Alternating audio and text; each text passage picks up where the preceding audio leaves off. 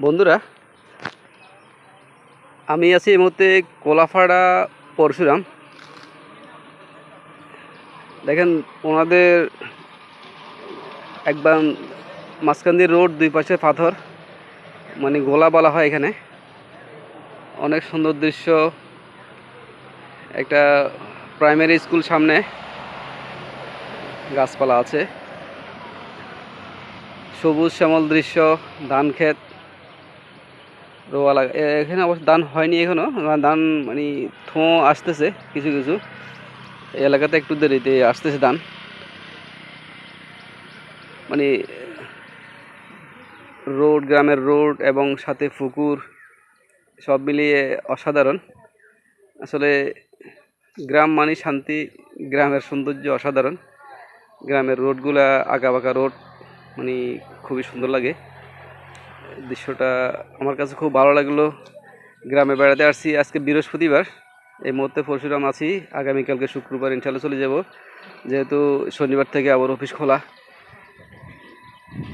গ্রামে যে শান্তি, আসলে ঘুরলে গ্রামে যে অনেক শান্তি পাওয়া যায়। এখানে বাতাসগুলো পরিষ্কার, একদম ফ্রেশ বাতাস, কোনো মাস্ক ব্যবহার করা লাগে না। কিন্তু শহরে তো দূষিত বাতাস, মাস্ক ছাড়া চলা যায় না। শহর তো হলো ইনকামের জায়গা, আর গ্রাম হচ্ছে সৌন্দর্যের জায়গা। মানে সুন্দর এবং মন ফ্রেশ থাকার জন্য গ্রামের কোনো বিকল্প নাই।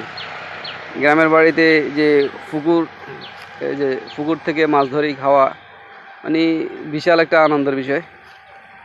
এটা আমরা যারা শহরে থাকি এই সমস্ত বিষয় আমরা দেখতে পাই না।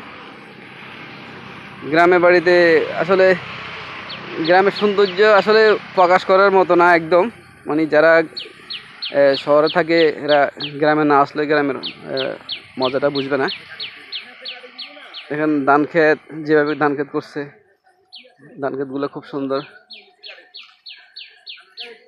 দৃশ্যগুলো আমার কাছে খুব ভালো লাগলো, গ্রামের দৃশ্যগুলো খুব ভালো লাগলো। বন্ধুরা, গ্রামে আসলে কেমন লাগে, গ্রামের দৃশ্যটা কেমন লাগে, ঈদের সময় কি দেশে বেড়াতে আসলে অবশ্য সব জায়গায় যখন ঘুরতে গেছেন, নানা বাড়ি, পুকুর বাড়ি, খালা বাড়ি, শ্বশুর বাড়ি, প্রত্যেক জায়গায় গ্রামের সৌন্দর্যগুলো অসাধারণ। গ্রাম মানে সৌন্দর্যের জন্য অসাধারণ সৌন্দর্য গ্রাম। ভিডিওটা কেমন লাগছে বন্ধুরা জানাবেন।